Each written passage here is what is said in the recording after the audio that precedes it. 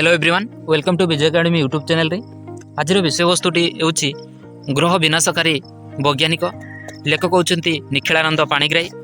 आलोचना करबा आज विषय वस्तुटी आमे किछि वर्ष पूर्व वैज्ञानिक मतानुसार जानिथिले जे सौरमंडलर 9टी ग्रह अछि। तेणु केही मत पोषण कले जे या आमर पुराण शास्त्र उल्लेख होइतिबा नवग्रह धारण को स्पष्ट करे, किंतु 2006 अंतर्जातीय ज्योतिर्विज्ञान संगठन इंटरनेशनल एस्ट्रोनॉमिकल यूनियन अर्थात IAU पूर्व स्वीकृत नवम ग्रह प्लूटोर मान्यता हटईदेला। घोषणा कला जे प्लूटो ग्रह पर उद्दिष्ट मानदंड पूर्ण करुन तल स्तर को कसे बामन ग्रह भाव परिगणित करागला।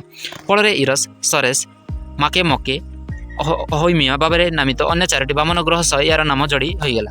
तेबे या प्लूटो सौरपिंडर वास्तवता किसी परिवर्तन करूना जता तार वस्तुत्व गतिपथ इत्यादि। तेणु या ग्रहर विनाश बा ध्वंस भाव धरा जाई पारिबने। वास्तव में यह पूर्ववत सुरक्षित जदिच यह उच्च पदवी हराइला।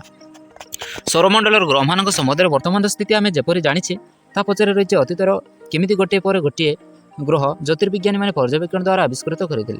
कथित अच्छी न्यूटन को मुंड उपरे दैवात गोटे हापल पड़ा पर पदार्थ विज्ञान अत्यंत उपादेय माध्याकर्षण बल बा ग्राविटेशन फोर्स विषय सूत्र से संपन्न करते। सूत्र को प्रयोग कर सौरमंडलर ग्रहर अवस्थिति और सूर्य चारिपटे परिक्रमण संबंध में तथ्य मिल पारी। अवश्य दूरवीक्षण यंत्र द्वारा यार सत्यासत्य परीक्षा करा जायथिला। प्रकाश था कि बिना वैज्ञानिक उपकरण सौरमंडलर बुध शुक्र पृथ्वी मंगल बृहस्पति शनि ग्रह संपर्क में लोक जाते।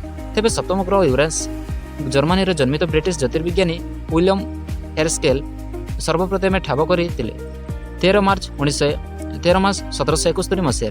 प्रायतः निष्कर्भ और क्षुद्र यूरेनस होची प्रथम ग्रह जार आविष्कार पर दूरवीक्षण यंत्र व्यवहार करा जायथिला।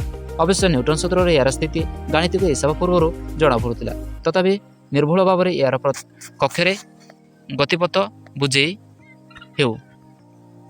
ये संदेह करुले जे न्यूटन सूत्र ठीक करूना, किंतु परासे गणितज्ञ ज्योतिर्विज्ञानी जोसेफ ली भेरियर न्यूटन और कपिलଙ୍କ नियम प्रयोग करथिबा बेले ढेर प्रकार परिवर्तनशील मानक बा वेरिएबल पैरामीटर व्यवहार कले। यह एक अत्यंत जटिल गाणितिक हिसाब, किंतु तांको कठिन अध्यावसाय एकनिष्ठ साधन और प्रतिशत सफल प्रदान करथिला। भेरियर जानिपारे जे यूरेनस कक्षे जो विच्युति देखा देउछि तार अन्य एक अनावस्कृति निकटस्थ ग्रहर प्रभाव।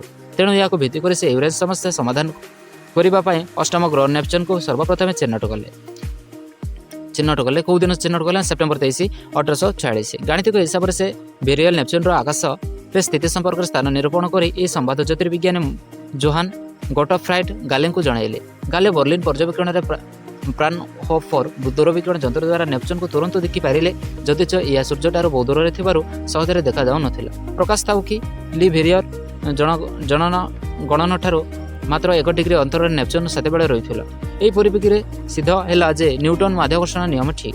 तेबे दूरवर्ती यूरेनस नेपच्यून पई या प्रयोज्य होइथिले मध्य सूर्यर अति निकटरे थिबा बुध ग्रह यह जटिल समस्या देखादेला। कक्षपथर यही अग्रगमन बा प्रेसिजन न्यूटन नियम पई एक व्यतिक्रम। सेतेबेले पूर्व दृष्टांतर वैज्ञानिक माने धरिनेले जे यूरेनस कक्षरे अनियमित भावे सेमिति नेपच्यून पर एक नूतन ग्रह द्वारा बुझेला। से प्रकार बुधर कक्षरे देखा जाउतिबा अग्रगमन समस्या एक नूतन ग्रह द्वारा समाहित हो पारिबो। एमिति एक ग्रह उपरे सेमानकर केवल दृढ़ आस्था रखी नथिले, यार आगतुरा नामकरण मध्य करदेले। पर से पदार्थ वैज्ञानी गणितज्ञ ज्योतिर्विद डाकस बाबिनेट 1864 मसीह यार नाम रखिले भल्कान। प्राचीन रोमान साहित्य भल्कान होउछि अग्नेयगिरी अग्निर देवतार नाम।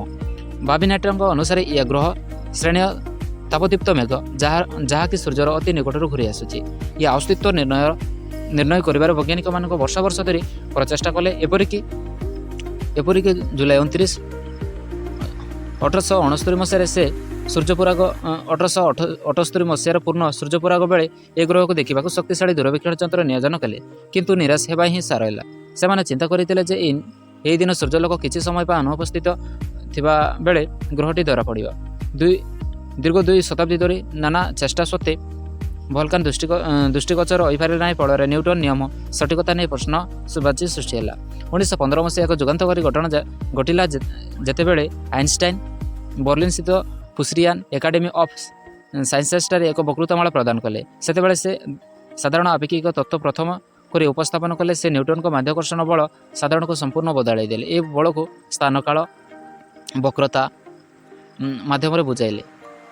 ବୁଧର ପକ୍ଷ ପରିଲକ୍ଷିତ ବ୍ୟତିକ୍ରମ ସୂର୍ଯ୍ୟ ଦ୍ୱାରା ସୃଷ୍ଟି ସ୍ଥାନକାଳ ବକ୍ରତାର ଫଳ ବୋଲି ସେ ସିଦ୍ଧ କଲେ। ଫଳରେ ଯେଉଁ ବଲକାନ ଗ୍ରହ ବୈଜ୍ଞାନିକମାନଙ୍କର ବର୍ଷ ବର୍ଷ ଧରି ବାସ୍ତବ ବିଚିତ୍ର କରୁଥିଲା ତାହା ଅବିଳମ୍ବେ ଅପସରି ଗଲା। ଭଲକାନ ସମ୍ପୂର୍ଣ୍ଣ ଭାବେ ଧ୍ୱଂସ ହୋଇଗଲା।